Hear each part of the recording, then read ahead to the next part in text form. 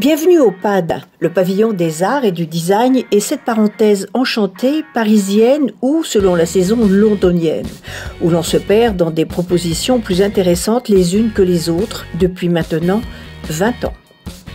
20 ans que se renouvelle l'émerveillement. Bonjour Monsieur Lafanour. Chez Workshop, on admire toujours le lustre de Frédéric Mondenschop. 20 ans que Patrick Perrin renouvelle la magie du lieu et de ses choix. 20e anniversaire du PAD. Quel boulot! Oui, mais quel beau métier. Et quel bon boulot, et quel plaisir.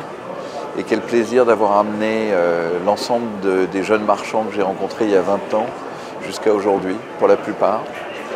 Tous sont encore là, tous ont grandi. C'est que c'est une grande famille, le PAD. C'est pas un assemblage hétéroclite de marchands qui sont juste là parce qu'ils ont des tableaux chers au mur. Ici, le choix et le goût sont les maîtres mots. On ne peut pas s'en départir, on ne peut pas s'absoudre de cela.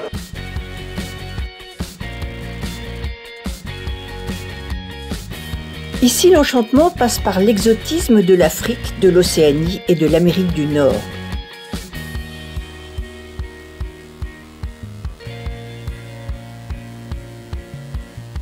Negroponte propose du contemporain élégant et coloré, avec une préférence pour le travail du verre. Moi, j'ai surtout une passion pour les sculpteurs verriers, je dois avouer. Je connaissais le verre, mais je l'ai vraiment découvert grâce à Martine et Jackie Perrin, qui sont des sculpteurs fabuleux, des verriers fabuleux. Ils créent une matière qui est extraordinaire, mais au-delà de la matière, il y a le concept, et il y a que ce soit une pièce, que ce soit une installation, il y a toujours une idée qui va plus loin, mais qui s'inscrit dans un fil conducteur qu'on sent, qu'on ressent et qui est aussi plein d'humanité. J'ai pensé que présenter une installation en verre et métal est peut-être un peu osé, mais on a eu un succès vraiment très marqué. Il y a eu beaucoup de marques d'intérêt et en plus ça ouvre vers d'autres idées parce que bien évidemment on présente un petit aperçu des œuvres et les gens veulent en voir plus, veulent retourner à la galerie, donc ça a déclenché un vraiment réel enthousiasme. Ici, le bronze doré fait son show.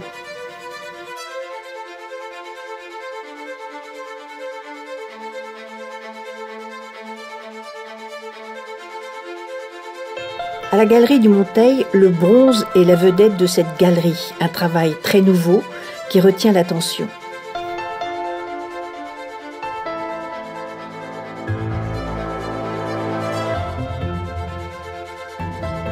Alors, cette pièce est une création toute nouvelle de Jean-Marie Fiori. C'est une très belle vasque urne en bronze laqué.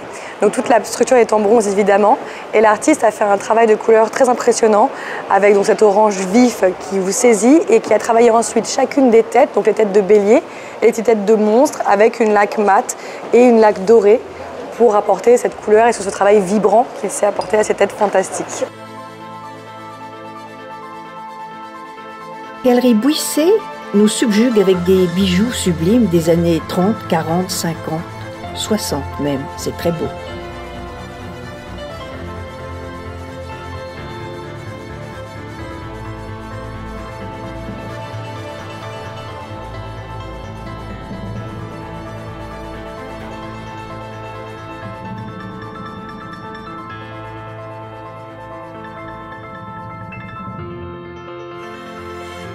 Luc Araton, fidèle à ses arts africains, séduit par un choix de pièces très exceptionnel.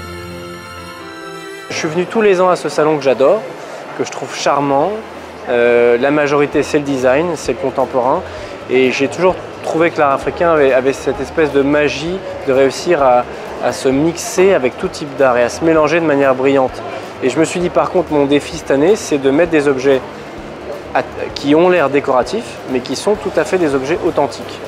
Donc, chaque objet est sélectionné sur des critères d'authenticité, comme tous les objets que j'expose, mais avec un aspect esthétique. Celle-ci, c'est une épingle en bois, c'est plutôt un peigne d'ailleurs. Oui. Et donc ça, c'est des objets très classiques pour les femmes et qui ont un fort symbolisme. Et donc voilà, tous ces objets un peu décoratifs qui donnent une dynamique et une ouverture d'esprit aux gens. C'est-à-dire que quelqu'un va s'arrêter, va dire « Ah mais je ne sais pas ce que c'est, mais j'adore ». Voilà, c'est un peu l'idée, c'est d'appeler l'œil, d'appeler les nouveaux clients, d'appeler les gens. J'ai eu plein de choses qui étaient dans des prix tout à fait, entre guillemets, accessibles pour des objets d'art et des objets de collection. Donc, un jeune collectionneur peut commencer à faire sa petite collection. Un jeune collectionneur, je trouve que pour lui, ce salon est idéal. À la Galerie du Passage, Pierre Passebon enchante avec les masques en coquillage de Armelle Fabre et le miroir de Michel Smarno. Mais pas que.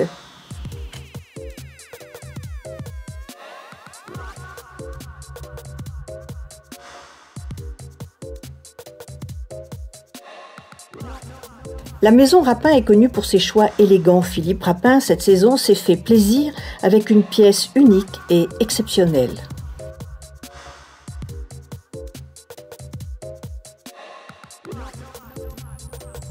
C'est un meuble qui a été fabriqué avec 60 kg d'ambre de la Baltique qui viennent de Lituanie, Pologne et Russie. On a mis 2 ans à assembler tout cet ambre et après on l'a très légèrement poli pour enlever les micro-algues et après on les a placés une à une en allant des ombres les plus foncées vers les plus claires.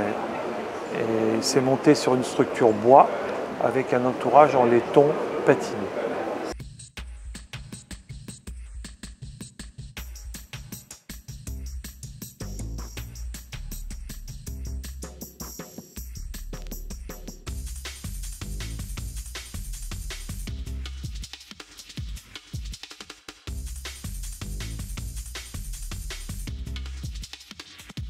On craque toujours pour Manolo Valdés.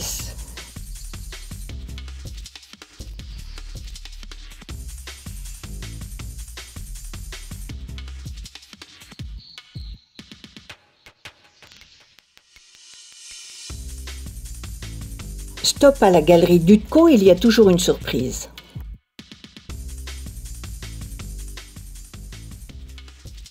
Disiez quel est l'univers que vous avez voulu proposer pour ce pad? L'univers, vous le connaissez bien, mon univers. C'est l'art déco avec des créateurs contemporains. Surprise avec ces céramiques de Akeko Akuyiko. Oui, celui-là, ce sont ces toiles délicates, c'est Akira Kujimaki. Cette lampe, c'est votre favori d'Eric Schmidt. À la galerie Créo, Didier Krensowski en pince pour les luminaires. Ce lampadaire est peut-être le lampadaire le plus iconique de Gino Sarfati et de Vigano.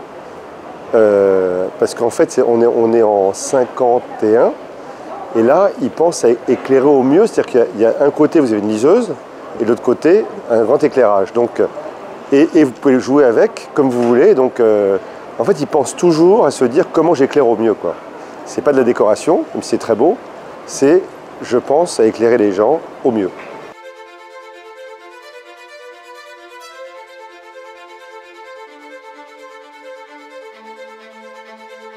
Kerry aime le bleu et quelques merveilles, en général des pièces uniques qui font perdre la tête.